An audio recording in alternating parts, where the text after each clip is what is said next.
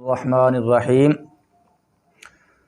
تو مصنف رحمہ اللہ نے یہ بات بیان فرمائی تھی، مصنف رحمہ اللہ نے یہ بات بیان فرمائی تھی کہ قرینہ کے قائم ہونے کے وقت کبھی جوازی طور پر فعل کو کیا کر دیا جاتا ہے، حذف کر دیا جاتا ہے، کبھی جوازی طور پر فعل کو حذف کر دیا جاتا ہے۔ اور یہ بات بھی بیان فرمائی تھی کہ قرینہ جو ہے وہ سوال محقق بھی ہوتا ہے اور قرینہ سوال مقدر بھی ہوتا ہے، قرینہ سوال محقق بھی ہوتا ہے اور سوال مقدر بھی ہوتا ہے۔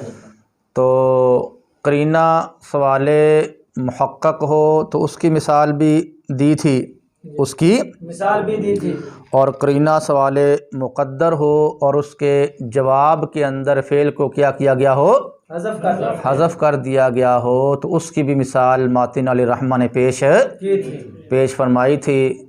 جو مثال ماتن علیہ الرحمہ نے پیش فرمائی تھی تو اس کا جو پہلا مصرع تھا وہ تھا لیبقى یزید دارع لخصومۃ، لیبقى یزید دارع لخصومۃ، یہ پہلا مصرع تھا، یہ کیا تھا؟ پہلا مصرع تھا۔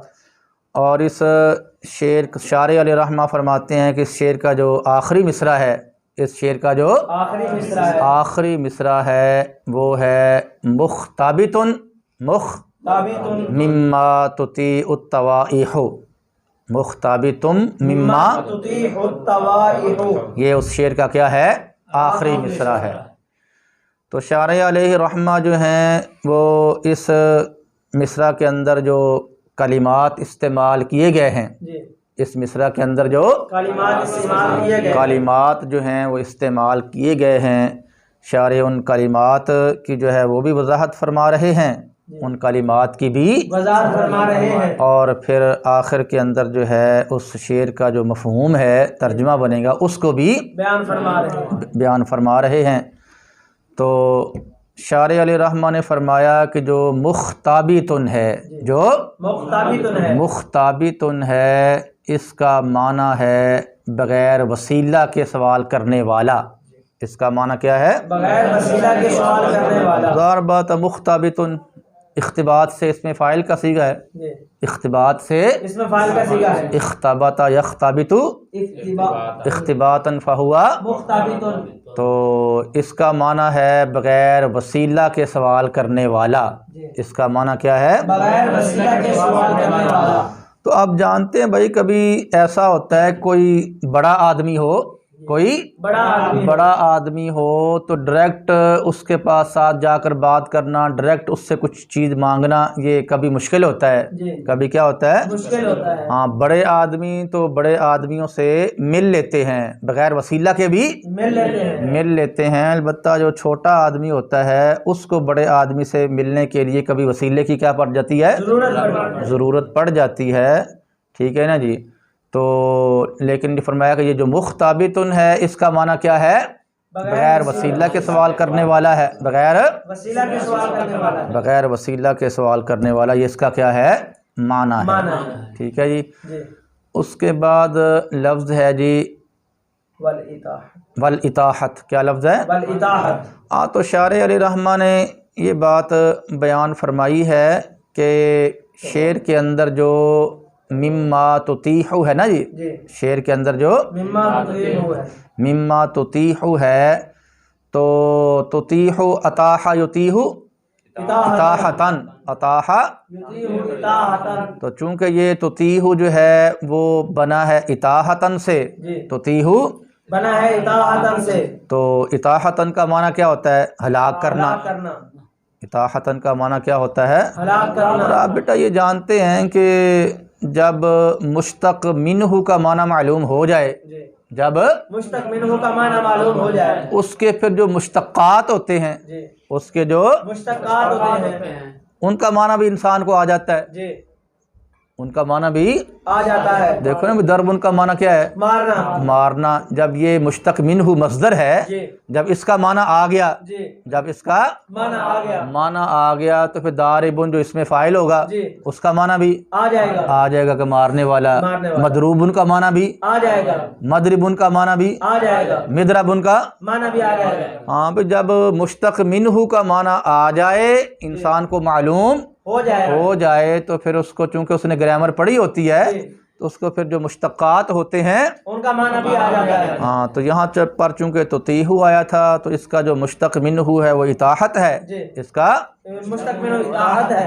تو شارح نے جب اطاعتن کا معنی بیان کر دیا تو پھر تطیع کا معنی بھی بیان ہو گیا، اس کا معنی بھی آ گیا پھر خود ہی، اس کا معنی بھی خود ہی آ گیا۔ ٹھیک ہے جی۔ جی اچھا اس کے بعد کیا ہے جی لفظ؟ طوائح جمع۔ ہاں فرمایا کہ یہ جو لفظ شعر کے اندر جو لفظ طوائح ہے، جی شعر کے اندر جو لفظ طوائح ہے یہ مطیحتن کی جمع ہے۔ جی یہ کیا ہے؟ مطیحتن کی جمع ہے۔ اچھا یہ مطیحتن کی جمع تو ہے، جی یہ مطیحتن کی جمع تو ہے۔ جمع تو ہے لیکن یہ جمع خلاف قیاس ہے۔ جی یہ کیا ہے؟ یہ جمع خلاف قیاس ہے، کیونکہ مطیحتن جو ہے یہ مفعلتن کے وزن پر ہے۔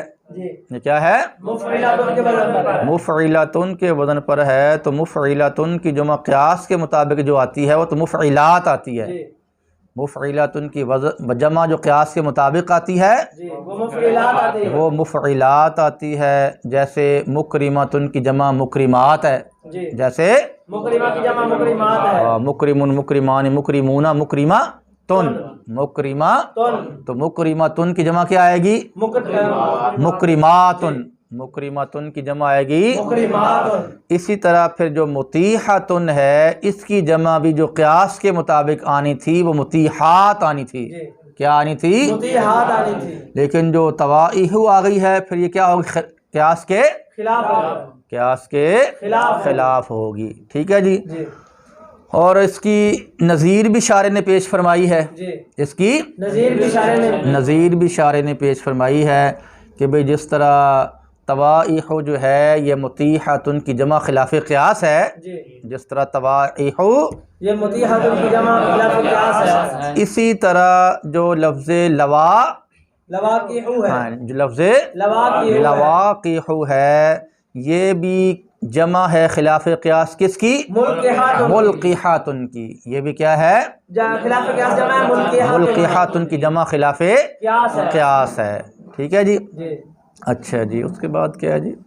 ومما يتعلق بالمقتضى، ہاں شعر کے اندر جو لفظ مما آیا تھا، شعر کے اندر جو لفظ مما آیا تھا۔ مما آیا تھا تو شارح علیہ الرحمہ نے بتا دیا، چونکہ یہ مما جار مجرور ہے نا جی، جی یہ مما کیا ہے؟ جار مجرور ہے۔ جار مجرور ہے، تو جار مجرور کا ظاہر بات ہے جب جار مجرور عبارت کے اندر آتے ہیں تو یہ کسی نہ کسی کے متعلق ہوتے ہیں، جی یہ جار مجرور کسی نہ کسی کے متعلق ہوتے ہیں، اور کوئی نہ کوئی ان کا متعلق ہوتا ہے، یہ متعلق ہوتے ہیں اور ان کا کوئی نہ کوئی متعلق ہوتا ہے۔ تو بتا دیا کہ یہ جو مما جار مجرور ہے یہ کس کے متعلق ہیں؟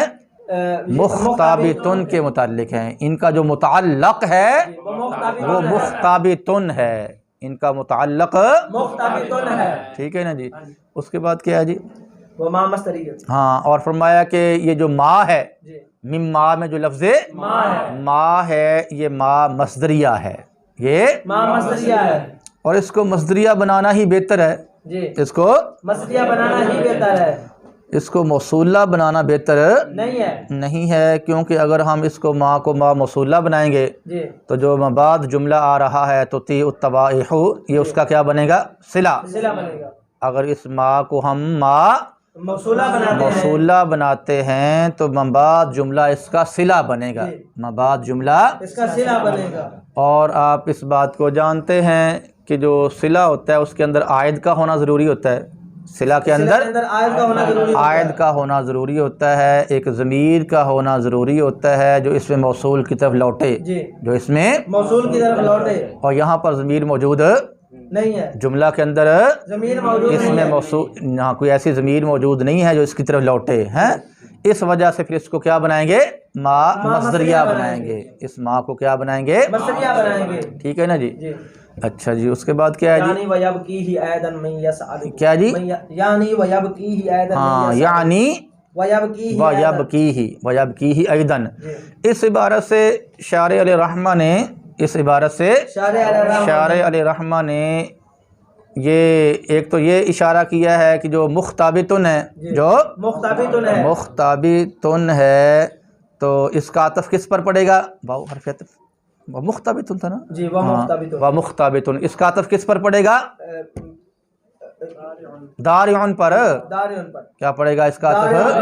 تو جس طرح پھر دارعن جو ہے یہ فعل محذوف کا کیا ہے؟ فاعل ہے، فعل محذوف کا فاعل ہے، تو پھر یہ جو مختابتن ہے یہ بھی کیا بنے گا؟ فعل محذوف کا فاعل بنے گا، یہ بھی فعل محذوف کا فاعل بنے گا۔ تو اب عبارت کا مطلب یہ بن جائے گا، عبارت کا مطلب یہ بن جائے گا کہ جس طرح جھگڑے کے وقت عاجز آنے والا شخص، جھگڑے کے وقت شخص جو ہے وہ یزید کو روئے، جھگڑے کے وقت عاجز آنے والا شخص یزید کو روئے، اسی طرح وہ شخص جو بغیر وسیلہ کے اس وجہ سے سوال کرنے والا ہے کہ حوادثات زمانہ نے اس کو بھی ہلاک کر دیا ہے، حوادثات زمانہ نے اس کے مال کو بھی ہلاک کر دیا ہے، حوادثات زمانہ نے اور مال کمانے کے جو ذرائع ہیں ان کو بھی کیا کر دیا ہے؟ نہ اس کا مال رہا اور نہ ہی مال کمانے کے ذرائع رہے۔ تو حوادثات زمانہ نے جس شخص کے مال کو بھی ہلاک کر دیا اور مال کمانے کے ذرائع کو بھی ہلاک کر دیا ہے، وہ شخص بھی اس کو روئے، وہ شخص بھی اس کو روئے، ہاں، کیونکہ جس طرح یزید جو تھا وہ جھگڑے کے وقت عاجز آنے والے شخص کی جو امداد کرتا تھا، اس کی مدد کرتا تھا، اسی طرح جو بغیر وسیلہ کے سوال کرنے والا جو شخص ہے ان کو بھی یزید عطا کیا کرتا تھا، ان کو بھی یزید عطا کیا کرتا تھا۔ تو جس طرح پھر وہ اپنا عاجز شخص روئے گا، عاجز شخص روئے گا، اسی طرح بغیر وسیلہ کے سوال کرنے والا شخص بھی اس کو کیا کرے؟ روئے، بغیر وسیلہ کے سوال کرنے والا شخص اس کو روئے، ٹھیک ہے نا جی؟ اب آپ یہاں پر دیکھ سکتے ہو کہ شارح علیہ رحمہ نے جو ہے وہ مالہ بھی فرمایا ہے، کیا ہے؟ مالہ بھی فرمایا، مالہ اور وما یتوسل، ہاں، اس عبارت سے شارح علیہ رحمہ نے اس بات کی طرف اشارہ کر دیا ہے، اس عبارت سے کہ شعر کے اندر جو لفظ تطیح فعل ہے، شعر کے اندر ہاں جو لفظ تطیح جو ہے وہ فعل ہے، اس کا جو مفعول ہے وہ محذوف ہے، اس کا مفعول محذوف ہے، اور وہ مفعول کیا ہے؟ مالہ وما، ٹھیک ہے؟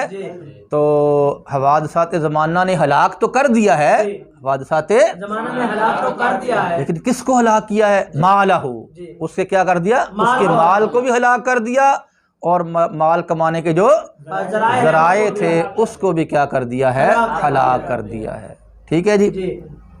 یہ تو آخری جو مصرع تھا شعر کا جو آخری مصرع تھا، اس کے جو کلمات تھے اس کی بھی کیا شارح نے وضاحت فرما دی، اور اس کا جو معنی تھا وہ بھی بیان فرما دیا، کلمات کی بھی وضاحت کر دی اور ان کا اور اس شعر کا جو معنی تھا وہ بھی بیان فرما دیا۔ اس کے بعد ماتن علیہ رحمہ نے فرمایا تھا وجوباً، ماتن نے کیا فرمایا تھا؟ وجوباً۔ تو بھائی ماتن کا قول یہ جو وجوباً ہے اس کا عطف ہے جوازن پر، ماتن کا قول جو وجوباً ہے اس کا عطف ہے جوازن پر، اس کا عطف جوازن پر ہے، تو اس عبارت سے ماتن علیہ رحمہ نے، اس عبارت سے ماتن علیہ رحمہ جو ہیں وہ اس بات کو بیان فرما رہے ہیں کہ بھئی جس طرح قرینہ کے قائم ہونے کے وقت، جس طرح کبھی فعل کو جو ہے وہ جوازی طور پر حذف کر دیا جاتا ہے، اسی طرح قرینہ کے قائم ہونے کے وقت کبھی وجوبی طور پر بھی فعل کو حذف کر دیا جاتا ہے، اسی طرح قرینہ کے قائم ہونے کے وقت کبھی وجوبی طور پر بھی فعل کو حذف کر دیا جاتا ہے۔ اچھا جی، وجوبی طور پر فعل کو جو حذف کیا جاتا ہے اس کی مثال دی ہے مصنف نے، جی اس کی مثال دیا مصنف نے۔ مصنف علیہ رحمہ نے اس کی مثال دی ہے، فرمایا کہ وَإِنْ أَحَدٌ مِّنَ الْمُشْرِكِينَ اسْتَجَارَكَ وَإِنْ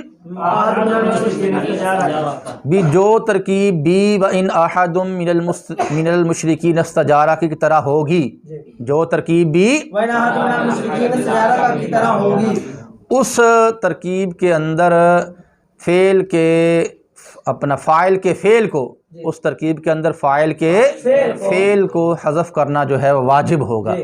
جو ترکیب بھی وَإِنْ أَحَدٌ المشرکین استجارہ کی طرح ہوگی، وہاں پر فاعل کے فعل کو حذف کرنا، وہاں پر فاعل کے فعل کو حذف کرنا واجب ہوگا۔ اب بھئی اس جیسی ترکیب سے کیا مراد ہے جی؟ اس جیسی ترکیب سے کیا مراد ہے؟ اس جیسی ترکیب سے مراد جو ہے وہ یہ ہے کہ ہر وہ جگہ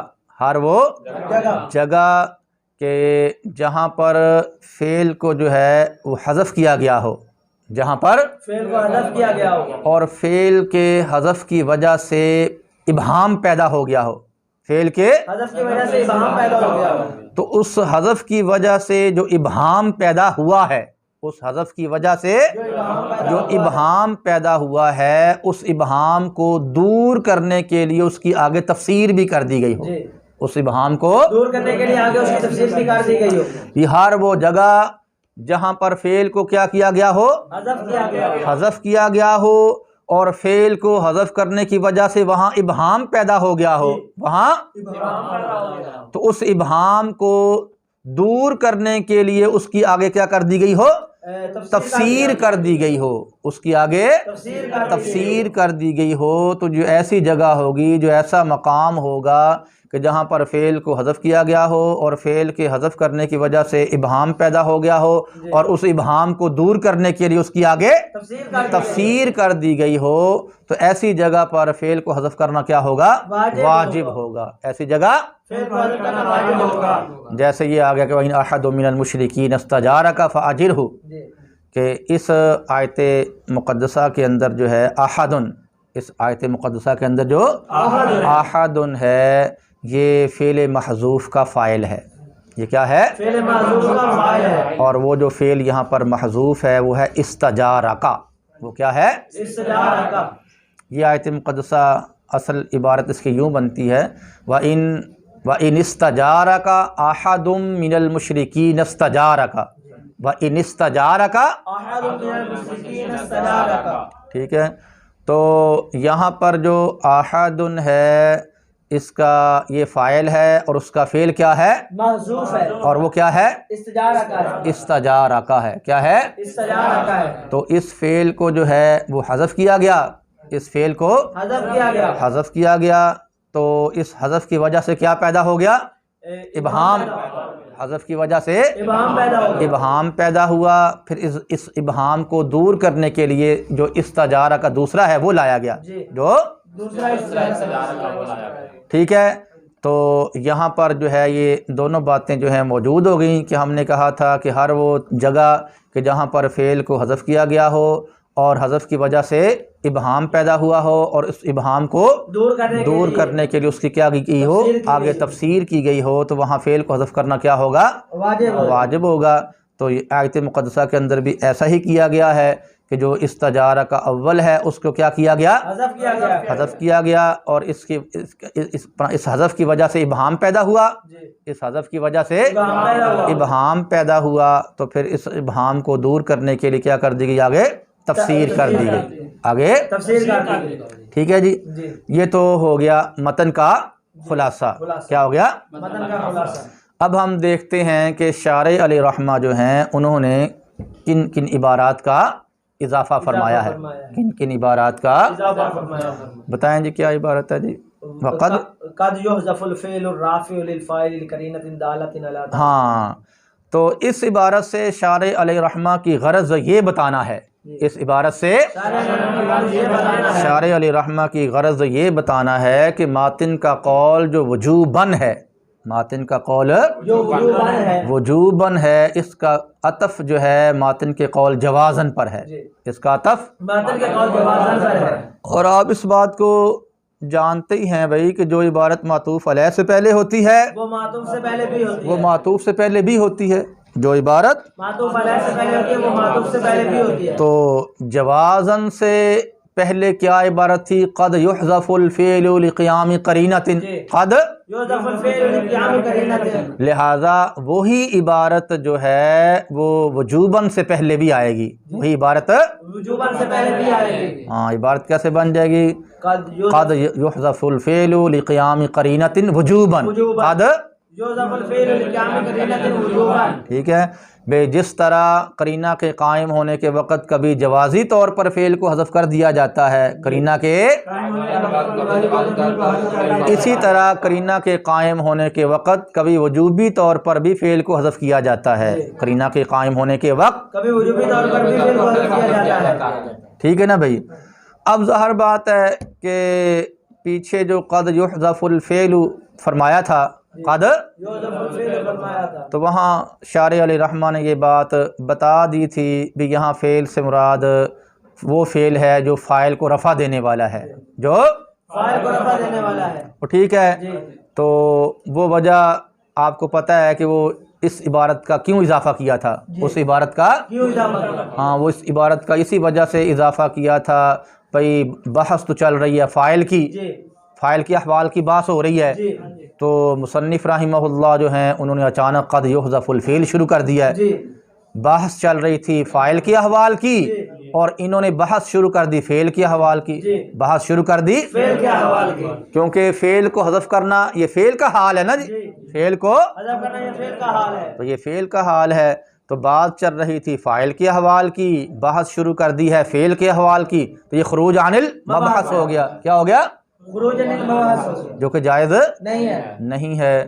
اور اسی طرح یہ بات بھی پیچھے ہوئی تھی کہ بھئی جس طرح فعل کو حذف کیا جاتا ہے قرینہ کے قائم ہونے کے وقت کبھی جی ہیں، اسی طرح جو شبہ فعل ہے اس کو بھی حذف کیا جاتا ہے، اس کو بھی کبھی حذف کیا جاتا ہے، تو خالی فعل کا ذکر کر دیا تو شبہ فعل کا ذکر کیوں نہیں کیا ہے؟ جی تو وہ وہاں پر الرافع جی الرافع عبارت نکال کر الرافع للفاعل نکال کر شارح نے اس کا جواب دے دیا تھا، ٹھیک ہے؟ تو یہاں پر بھی چونکہ وہ فعل قد یحذف الفعل والی عبارت یہاں پر بھی ہے، لہذا وہ قیدیں یہاں پر بھی لگ جائیں گی، وہ والی قیدیں یہاں پر بھی لگ ہاں یہاں پر بھی فعل سے وہی فعل مراد ہے جو فاعل کے لیے رافع ہے، جو فاعل کے لیے رافع ہے، ٹھیک ہے جی؟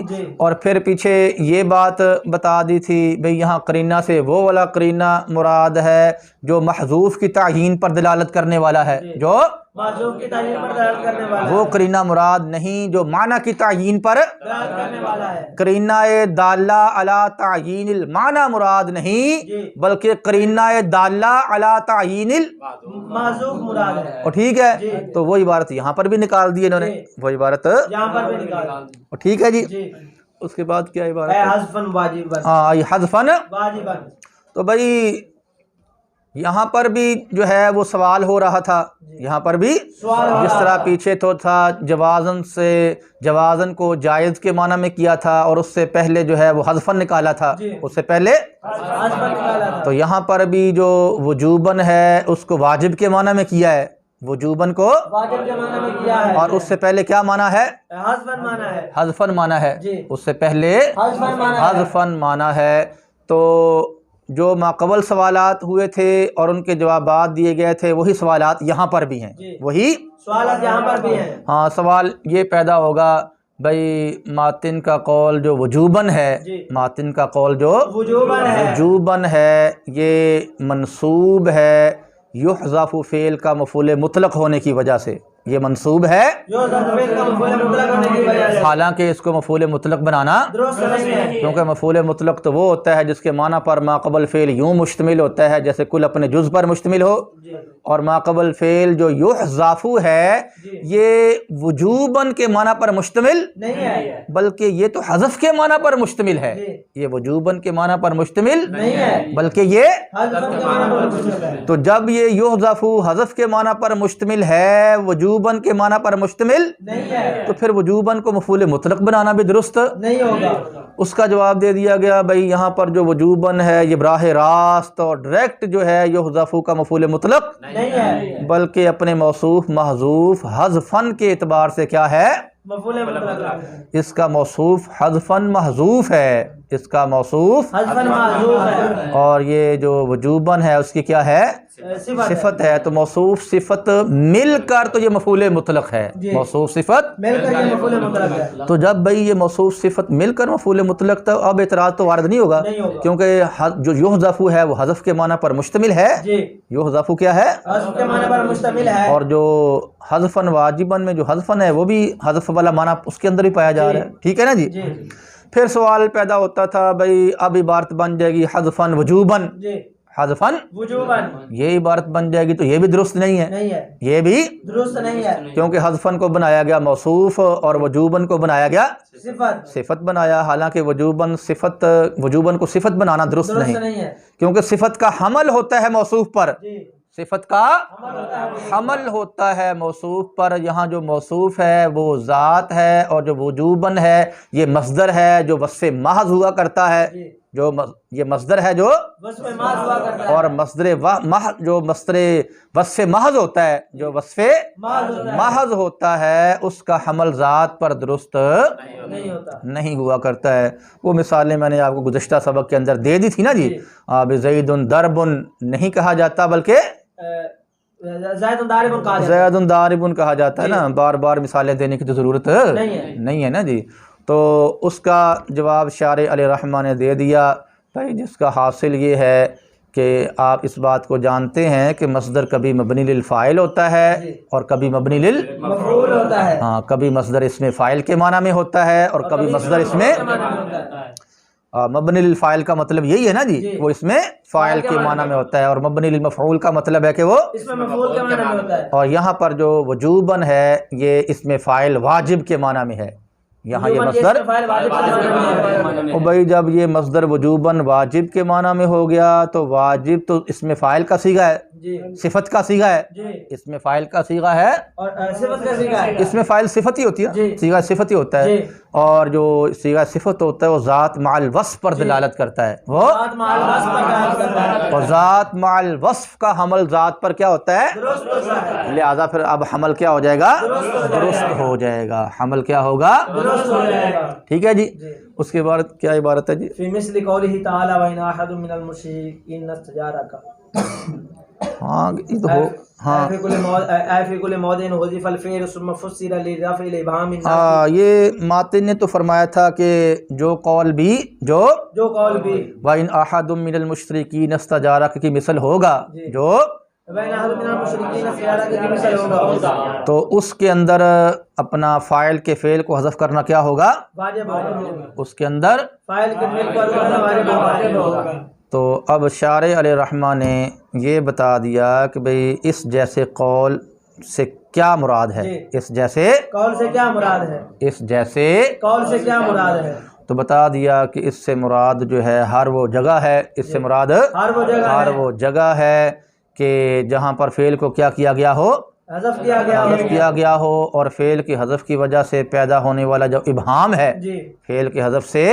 پیدا ہونے والا جو ابہام ہے اس ابہام کی آگے کیا کر دی گئی ہو، تفسیر کر دی گئی ہو، اس کی آگے تفسیر کر دی گئی، اس سے مراد ہر وہ ترکیب ہے، ہر وہ جگہ ہے، جی، ٹھیک ہے نا جی۔ اور یہاں پر جو ہے نا وہ ایک اشکال بھی پیدا ہوتا تھا، جی، یہاں پر ایک اشکال بھی پیدا ہوتا تھا، وہ اشکال پیدا ہوتا تھا کہ ماتن نے فرمایا فی مثلی کیا فرمایا تھا، فی مثل قوله تعالی وَإِنْ أَحَدٌ مِّنَ الْمُشْرِكِينَ ہاں اسْتَجَارَكَ، کہ اللہ تبارک و تعالیٰ کے فرمان کی مثل میں، جی، اللہ تعالیٰ کے فرمان وَإِنْ أَحَدٌ مِّنَ الْمُشْرِكِينَ اسْتَجَارَكَ کی مثل میں اس سے وہم یہ ہو رہا تھا بھی اس سے یہ اللہ تبارک و تعالیٰ کا یہ فرمان جو ہے وَإِنْ أَحَدٌ مِّنَ الْمُشْرِكِينَ اسْتَجَارَكَ یہ تو نکل جاتا ہے، یہ تو نکل جاتا ہے، یعنی اس کا حکم بیان نہیں ہوا، بھئی فرمایا جو اس کی مثل ہوگا، جو اس کی مثل ہوگا، تو پھر پتہ چلا یہ حکم جو ہے اس کی مثل کا ہے، اس کا نہیں ہے، اس کا نہیں ہیلو بھائی، اس کی مثل کا ہے، اس کا نہیں ہے، یہ حکم کیا ہے اس کی؟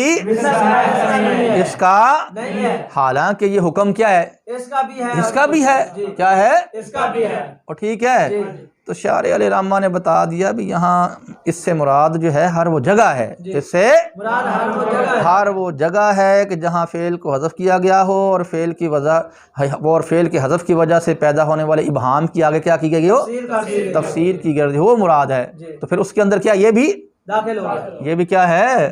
داخل ہو گیا ہے اس کے اندر۔ یہ بھی داخل ہو گیا، ہاں، یعنی ماتن نے جو یہ فرمایا تھا کہ اللہ تبارک و تعالیٰ کے قول کی، اللہ تبارک و تعالیٰ کے قول وَإِنْ أَحَدٌ مِّنَ الْمُشْرِكِينَ اسْتَجَارَكَ، اس کی مثل کے اندر فعل کو وجوبی طور پر حذف کیا جائے گا۔ جی، اللہ تبارک و تعالیٰ کے فرمان وَإِنْ أَحَدٌ مِّنَ الْمُشْرِكِينَ اسْتَجَارَكَ کی مثل کے اندر فعل کو حذف کیا جائے گا، وجوبی طور پر فعل کو حذف کیا جائے گا، جی، تو اس پر ایک اعتراض پیدا ہوتا تھا، جی، اس پر ایک اعتراض پیدا ہوتا تھا، ہاں کہ بھئی اس حکم سے پھر یہ جو قول ہے وَإِنْ أَحَدٌ مِّنَ الْمُشْرِكِينَ اسْتَجَارَكَ، یہ تو کیا ہو جائے گا؟ نکل جائے گا، نکل جائے گا، کیونکہ فرمایا گیا کہ اس کی مثل کا یہ حکم ہے، جی، اس کی مثل کا یہ حکم ہے، لہذا جب یہ حکم اس کی مثل کا ہے پھر اس کا تو نہ ہوا، اس کا تو نہ ہوا، حالانکہ یہ حکم اس کا بھی ہے، جی، اس کا بھی ہے، ٹھیک ہے جی۔ جی، اس کا جواب یہ عبارت نکال کر دے دیا بھی اس سے مراد جو ہے ہر وہ جگہ ہے، ہر وہ ترکیب ہے کہ جہاں پر فعل کو کیا کیا گیا ہو؟ حذف کیا گیا حذف ہو، کیا گیا ہو، اور حذف سے پیدا ہونے والے ابہام کی آگے کیا کر دی گئی ہو؟ تفسیر کر دی گئی، تفسیر کر دی گئی ہو، لہٰذا یہ جو حکم ہے وہ اس کا بھی ہوگا، اور اس کے علاوہ جہاں پر یہ بات پائی جائے گی اس کا بھی ہوگا، جی، اس کا بھی ہوگا، اور اس کے علاوہ جو جہاں پر یہ بات پائی جائے گی اس کا بھی ہوگا، اس کا بھی ہوگا، جی جناب آگے کیا ہے؟ فَإِنَّهُ لَوْ ذُكِرَ الْمُفَسَّرُ لَمْ يَبْقَ الْمُفَسِّرُ مُفَسِّرًا بَلْ صَارَ حَشْوًا بِخِلَافِ الْمُفَسَّرُ۔ ہاں بس فرمایا اس جگہ پر جو ہے نا جی، اس جگہ پر جو ہے وہ فعل کو حذف کرنا کیا ہے؟ واجب ہے، اس جگہ فعل کو کیا ہے؟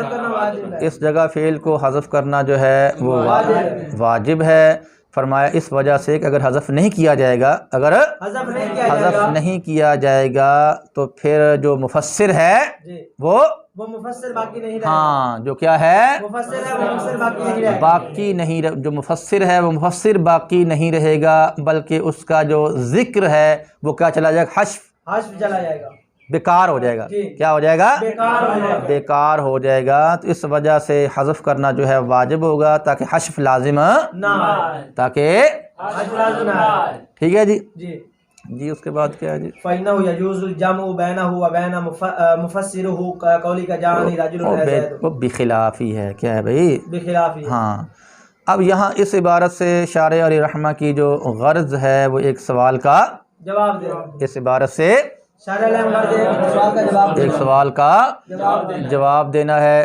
سوال کی تقریر یہ ہے بھئی آپ نے یہ فرمایا ہے کہ اگر یہاں پر جو ہے فعل کو حذف نہیں کیا جائے گا، یہاں پر فعل کو حذف کرنا واجب ہے، اگر فعل کو حذف نہیں کیا جائے گا تو پھر مفسر اور مفسر باقی نہیں رہے گا، جی، پھر مفسر باقی نہیں رہے گا، ہاں، تو یہ یعنی آپ کے کہنے کا مطلب یہ ہو گیا کہ مفسر اور مفسر کا اجتماع جو ہے وہ لازم آئے گا اور وہ جائز نہیں ہے، آپ کے کہنے کا مطلب یہی ہے نا کہ یہاں پر اگر فعل کو حذف نہیں کریں گے تو پھر کیا ہوگا؟ مفسر اور مفسر کا کیا لازم آئے گا؟ اجتماع لازم آئے گا، اجتماع لازم آئے گا، اور وہ جائز نہیں ہے، لہٰذا یہاں پر پھر فعل کو کیا کر دیں گے؟ حذف کر دیں گے، فعل کو کیا کر دیں گے؟ تو آپ کے کہنے کے مطابق مفسر اور مفسر کا اجتماع درست نہیں ہے، جی، آپ کے کہنے کے مطابق مفسر اور مفسر کا اجتماع درست نہیں ہے، تو ہم آپ کو دکھا دیتے ہیں، ہم آپ کو دکھا دیتے ہیں کہ جناب مفسر اور مفسر کیا ہیں؟ جمع ہوئے ہیں، جمع ہوئے ہیں، مفسر اور مفسر جمع ہوئے ہیں، جمع ہوئے ہیں۔ تو جب ہم آپ کو مثال دکھا دیں گے کہ مفسر اور مفسر جمع ہیں، جی، تو پھر جو آیت مقدسہ ہے، جو آیت اس کے اندر بھی اگر کیا ہو جائیں؟ مفسر اور مفسر کیا ہو جائیں؟ جمع ہو جائیں، تو پھر کیا حرج کی بات ہے؟ پھر کیا حرج کی بات ہے؟ کہتے ہیں دیکھ لو بھی آپ کو ہم دکھاتے ہیں، مثال ہے جانی راجل جان رجل ای زید، جانی رجل تو یہاں پر دیکھ لو راجل کیا ہے مفسر ہے جی اور زید کیا ہے اس کی تفسیر وہ مفسر ہے. جی تو یہاں مفسر اور مفسر کیا ہے جمع ہے جمع ہے, یہاں پر مفسر اور مفسر جمع ہے جمع ہے. اور ٹھیک ہے نا جی. تو آپ یہ کہہ رہے ہیں کہ اگر بھئی حذف نہیں کرتے ہیں تو پھر مفسر باقی نہیں رہے گا. کیا ہے مفسر باقی نہیں رہے گا, مفسر اور مفسر کا جو اجتماع ہے وہ درست نہیں ہے نہیں ہے. یہاں پر تو دیکھ لو کیا ہے مفسر اور مفسر کیا ہے جمع ہے, مفسر اور مفسر جمع ہے. اور ٹھیک ہے جی. اس کا جواب دیتے ہوئے فرمایا گیا بھائی مفسر اور مفسر کا جو اجتماع ہے وہ ہر جگہ منع نہیں ہے. جی مفسر اور مفسر کا جو اجتماع ہے ہر جگہ منع نہیں ہے. بھائی مفسر اور مفسر کا اجتماع وہاں پر منع ہے, وہاں پر منع ہے جہاں پر فعل کو حذف کرنے کی وجہ سے ابہام پیدا ہوا ہو اور اس ابہام کو دور کرنے کے لیے اس کی کیا کی گئی ہو, تفسیر کی گئی ہو. فعل کے حذف کی وجہ سے کیا پیدا ہوا ہو, ابہام پیدا ہوا ہو اور اس ابہام کو دور کرنے کے لیے اس کی تفسیر کی گئی ہو, تو وہاں پر مفسر اور مفسر کا اجتماع کیا ہے, منع ہے. وہاں پر مفسر اور مفسر کا اجتماع منع ہے. اور بھائی آپ نے جو مثال دی ہے, آپ نے جو مثال دی ہے وہاں پر جو ابہام پیدا ہوا ہے وہ فعل کے حذف کی وجہ سے پیدا نہیں ہوا, وہاں پر بلکہ وہاں پر جو ابہام ہے وہ تو راجل کے نکرہ ہونے کی وجہ سے ہے. وہاں تو ہاں وہاں یہاں جو ابہام ہے یہ رجل کی نکارت کی وجہ سے ہے, یہ رجل کی نکارت کی وجہ سے ہے, اس کے نکرہ ہونے کی وجہ سے ہے. ایسا نہیں کہ فعل کو حذف کرنے کی وجہ سے ابہام پیدا کیا گیا ہو, ابہام پیدا ہوا ہو اور اس کی آگے تفسیر کی گئی ہو, بلکہ رجل کے نکرہ ہونے کی وجہ سے ابہام پیدا ہوا ہے. اور جہاں پر رجل کسی شے کے نکرہ ہونے کی وجہ سے ابہام پیدا کیا گیا ہو تو وہاں پر جو مفسر اور مفسر ہے اس کا اجتماع کیا ہے, درست ہے, اس کا اجتماع کیا ہے, درست ہے. ٹھیک ہے نا جی. لہٰذا آپ اس مثال کو لے کر اعتراض نہیں کر سکتے ہیں. آپ اس مثال کو لے کر اعتراض نہیں کر سکتے. خلاصہ یہی ہوا کہ بھائی مفسر اور مفسر کا اجتماع وہاں پر منع ہے جہاں فعل کو حذف کرنے کی وجہ سے ابہام پیدا ہوا ہو اور اس ابہام کو اٹھانے کے لیے, اس ابہام کے رفع کے لیے اس کی آگے تفسیر کی گئی ہو. تو ایسے مقام پر مفسر اور مفسر کا اجتماع کیا ہے, منع ہے. لیکن اگر نکارت کی وجہ سے ابہام پیدا ہوا ہو اور اس کی آگے تفسیر کر دی گئی ہو تو وہاں پر مفسر اور مفسر کا اجتماع منع نہیں ہے بلکہ وہ اجتماع جائز ہے. وہ اجتماع کیا ہے, جائز ہے. یہ بات سمجھ آ گئی جی. جی اس کے بعد کیا ہے عبارت, تقدیر الآیت وَإِنِ اسْتَجَارَكَ فَأَحَدٌ مِنَ الْمُشْرِكِينَ اسْتَجَارَكَ فَأَحَدٌ فِيهَا فَاعِلُ فِعْلٍ مَحْذُوفٍ وُجُوبًا وَهُوَ اسْتِجَارَكَ الْأَوَّلُ الْمُفَسَّرُ بِاسْتِجَارَكَ الثَّانِي. آپ بتا دیا یہاں پر شارح علیہ الرحمٰن نے آیت مقدسہ کی جو ہے وہ مکمل طور پر جو ہے وہ وضاحت فرما دی ہے اپنے اس قول سے.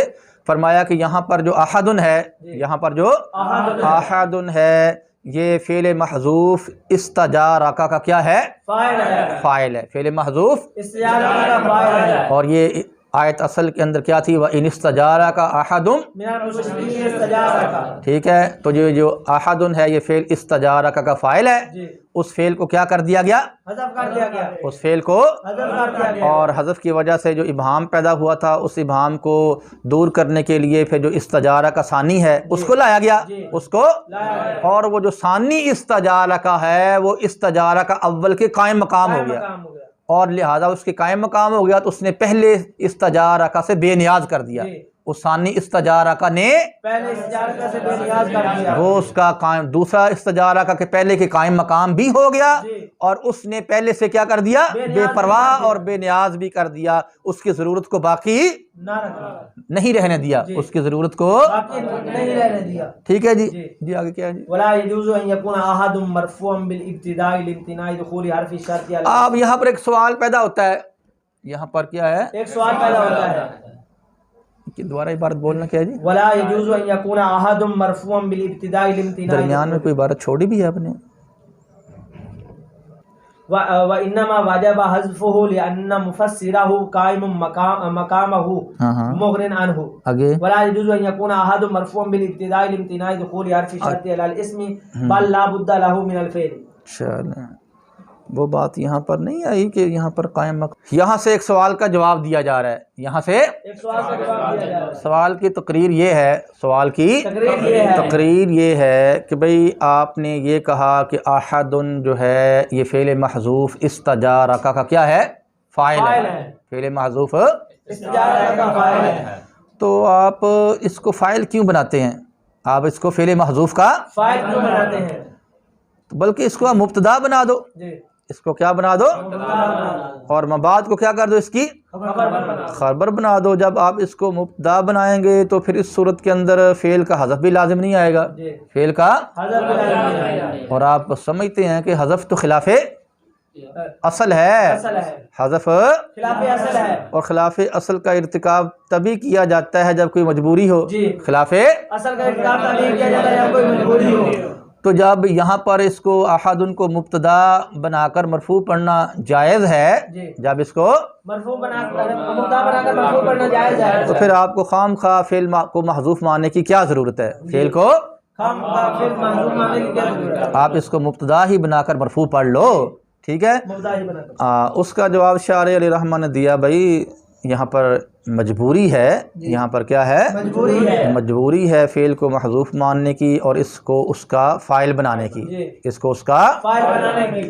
ہاں وہ مجبوری یہ ہے کہ بھئی یہاں پر جو ان ہے وہ شرطیہ ہے، جو یہاں ان ہے وہ ان شرطیہ ہے، اور ان شرطیہ جو ہے یہ اسم پر داخل نہیں ہوا کرتا، ان شرطیہ اسم پر داخل نہیں ہوا کرتا، بلکہ ان شرطیہ کے لیے فعل کا ہونا ضروری ہے، ان شرطیہ کے لیے فعل کا ہونا ضروری ہے۔ تو جب احد جو ہے وہ اسم ہے، ٹھیک ہے، اور اسم پر ان شرطیہ کا دخول جائز نہیں ہے، احد اسم ہے اور اسم پر ان شرطیہ کا دخول ممتنع ہے، اسم پر ان شرطیہ کا دخول ممتنع ہے، ممتنع ہے، تو اس وجہ سے بھی ہم کیا کریں گے؟ یہاں پر فعل کو کیا کریں گے؟ محذوف مانیں گے، فعل کو کیا کریں گے؟ محذوف مانیں گے۔ تو فعل کو محذوف ماننا یہاں پر ایک مجبوری کے تحت ہے، اور ٹھیک ہے نا جی؟ یہاں ہم اس کو مبتدا نہیں بنا سکتے ہیں، اس کو ہم مبتدا ایک مجبوری نہیں مان سکتے، ہاں یہاں پر ہم اس کو مبتدا نہیں مان سکتے ہیں، بلکہ یہاں فعل کو محذوف ماننا ہی ضروری ہے، یہاں پر فعل کو محذوف ماننا ہی ضروری ہے، ٹھیک ہے جی۔